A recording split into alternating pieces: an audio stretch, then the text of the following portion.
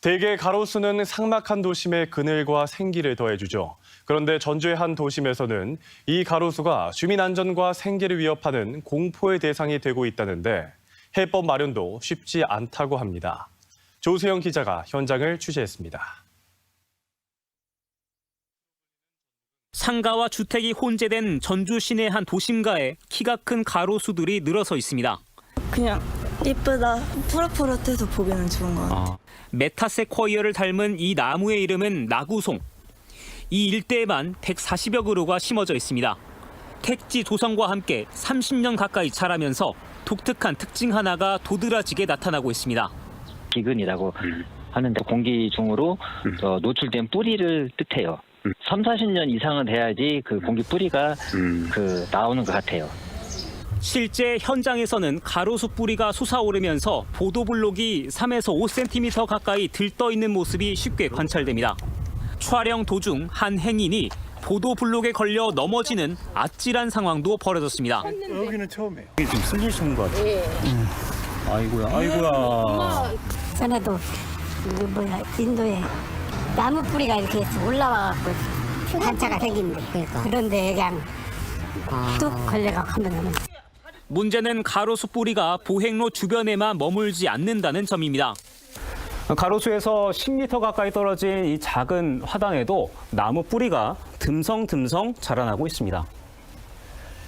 심지어 성인 팔뚝 굵기의 뿌리가 오수관 주변까지 파고들고 관을 파손시키거나 관을 막아버리는 사례도 수년째 잇따랐지만 대부분 주민들은 혼자만 겪는 문제인 줄 알았습니다. 화장실이 역류를 해가지고 이제 막 여기 이제 다 튀기고 난리가 났었던 거예요.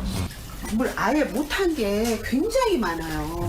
처음에는 손님들이 뭘 집어넣나 화장실에. 많은 분들이 저처럼 사비를 들여서 공사를 했다는 얘기를 듣고 이게 나 개인 문제가 아니라는 걸 처음 알게 됐습니다.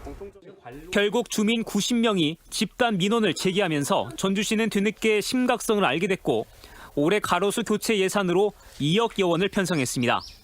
하지만 공사 난도가 높다는 등의 이유로 사업은 미뤄지고 있습니다. 여기에 민선 8기 내내 이어진 벌목 논란에 따른 부정 여론도 부담이라는 설명인데 전주시 스스로 자충수에 빠졌다는 지적이 나오고 있습니다. MBC 뉴스 조수영입니다. 전주 시내 가로수 때문에 사람이 다치고 건물까지 피해를 입고 있다는 소식 얼마 전 전해드렸습니다. 30년 가까이 자란 나구송 때문에 곳곳에서 비슷한 민원이 이어지고 있는 건데요. 하지만 전주시는 가로수 때문이라도 문제가 드러난 곳은 사유지라 책임이 없다는 태도를 보이고 있습니다. 조수영 기자가 취재했습니다. 전주 평화지구의 한 가로수길. 이 일대에는 나구송 220여 그루가 가로수로 심어져 있습니다. 택지 조성 역사와 함께 자라오면서 어느덧 수령도 30년에 가까워졌습니다. 시간이 지나며 뿌리가 지표면을 뚫기도 하고 지하 이곳저곳을 침투하면서 과연 도심에 적합한 가로수인지 의문이 나옵니다. 미국 남부가 원산지인데 거기 원산지가 주로 이제 습지나 늪, 강가 이렇게 물가를 따라서 이렇게 자생하고 있어요. 실제 지하 관로 주변을 뚫고 나온 나무 뿌리가 관찰되는가 하면 배수로는 나구송 특유의 뾰족한 낙엽과 하수 찌꺼기로 뒤엉켜 제 기능을 하지 못하고 있습니다. 비가 오면 낙엽이 완전히 와서 여기 다 뺏겨버렸어요. 낙엽이 여기 쌓이고. 여기까지 차요. 그럼 장화 신고 들어가서 여기서 긁어내야 돼요. 취재가 시작되자 관할구청이 제거 작업에 나섰는데 강화 플라스틱 빗물 바지 바닥을 뚫고 솟아오른 단단한 물체가 만져집니다. 틈새로 이쪽으로 타고 들어왔는지 모르겠지만 어쨌든 밑에 이렇게 솟아서 굵은 가지들이 여기에 지금 뿌리 부분들이 뿌리가 없이 있어요. 뾰족하게 올라와 있어요. 그렇죠. 예. 관로 안까지 파고든 잔뿌리들은 물 흐름을 막고 있었습니다. 석 달 전 바로 옆 공공하수관에서도 관로를 막은 뿌리들이 무더기로 제거됐는데 모두 나구송이었습니다. 모두 공공시설에 해당하는 가로수에서 비롯된 문제들이지만 피해 장소가 사유지라는 이유로 관리 대상에서 제외됐습니다. 하수관로 같은 경우에는 저희 도로나 이런 데 있는 메인 관로만 저희가 관리를 하고요. 사유지는 그 개인이. 결국 상인이나 주민들이 직접 비용을 들여 정비에 나서고 있습니다. 근본적인 원인이 나무가 계속 들어와서 되는데 그걸 우리 보고 계속 책임지라고 그러면 책임질 수가 없다라는 거죠. 전주시는 가로수 피해 배상을 받으려면 소송을 제기하라고 안내하는 게 전부입니다. 용적물 배상보험이라고 해가지고 지자체에서 운영하는 그 보험이 있거든요. 확인해보니까 뭐 지하매설물 관련된 거는 또 보험 처리가 좀 어렵다라는 답변이 있더라고요. 그러니까 그냥 공사하시고 견적서만 보내세요. 그러는데 결국에 지금 현재까지 저더러 국가배상금을 신청하라. 전주시는 과거 택지 개발 때 생육이 빠른 나구송을 가로수로 심은 것으로 보고 있습니다.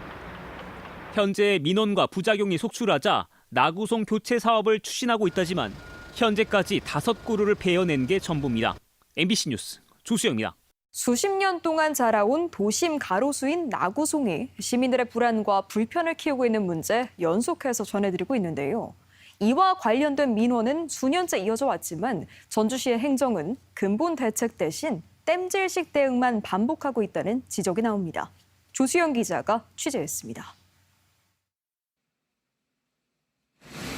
상가 건물 배수구에서 고인물이 물대포처럼 한꺼번에 뿜어져 나옵니다. 마치 여름 장맛비가 쏟아진 듯한 모습이지만 3년 전 겨울에 촬영된 영상입니다. 호랑 아파트 주민이 저희 가게로 전화를 오신 거예요. 옥상에 물이 지금 수영장 같은 물이 차 있는데 혹시 아시냐고. 그래서 한번 옥상 올라가 보셔라. 그래서 올라가 봤더니 물이 무릎까지 그냥 옥상에 고여 있는 거예요. 가로수 낙엽들이 건물 옥상에 쌓여 배수구를 막았던 겁니다. 드론 장비로 높이를 측정해봤더니 문제 가로수인 나구송은 아파트 6층 높이에 맞먹는 약 20m까지 자라 있었습니다. 이 파이프로 물을 내려가게끔 돼 있어요. 근데 거기를 막아놓으니까 이 판넬과 이 지붕 사이로 넘어 들어오는 거예요. 틈새로. 예. 팩스, 컴퓨터, 그냥 모든 전화기나 모든 것들이 다 마비가 돼버리고 전기 차단돼 버리고. 뿌리 역시 지표면을 뚫고 올라오거나 건물 지하 배수관까지 파고들며 도심 곳곳에서 골칫거리가 되고 있습니다. 전주시는 크고 빠르게 자라는 도심 속 가로수로 인한 불편을 줄이기 위해 집중관리 대상 수종과 구역을 지정해 해마다 주기적으로 정비하고 있습니다. 하지만 360여 그루나 되는 나구송은 관리 대상에서조차 빠져 있습니다.